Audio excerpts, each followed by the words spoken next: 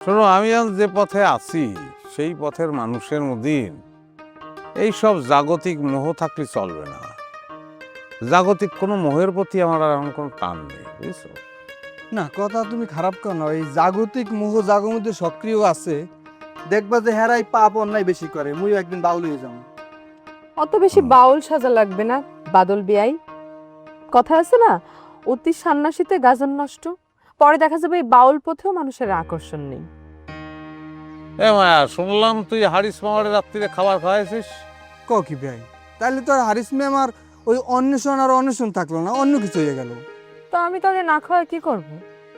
না একটা মানুষ তার প্রেমের জন্য নিজের জীবনটা দিয়ে দিবে? মানুষটা বাইসে থাকাই তো সবকিছু, মরে গেলে তো জীবন শেষ। তা আমি তো চাইনি যে হারিস মামা তার জীবনটা হারাক। তোরে ধন্যবাদ না দিয়ে পারতেছি নি, বাইসে থাকাটা জরুরি। আসলেই আমার এই দেহ, তার মধ্যেই আত্মার বসবাস। আত্মারে তো বাসায় রাখতে হবে। আমি যদি নিজেরই ভালোবাসতে না পারি, তাহলে আরেকজনের ভালো আমি কিরাম করে বাসবো? এই সিদ্ধি ভাই, মুই তো মোর ওই বেআইন চামিলিরে অনেক পছন্দ করি। বলতে পারো পাগলের মতন ভালোবাসি।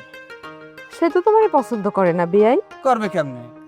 হে তো পছন্দ করে আইছে ওই যে সাংঘাতিক প্রেম কুমার রে।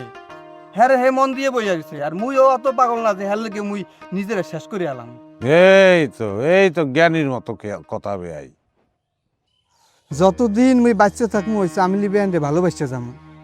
এরপরে যদি হ্যারে মুই না পাই, তাহলে মুই ভাবমু যে ভগবান মোর কপালে চামিলি বেআইনরে লেখে না।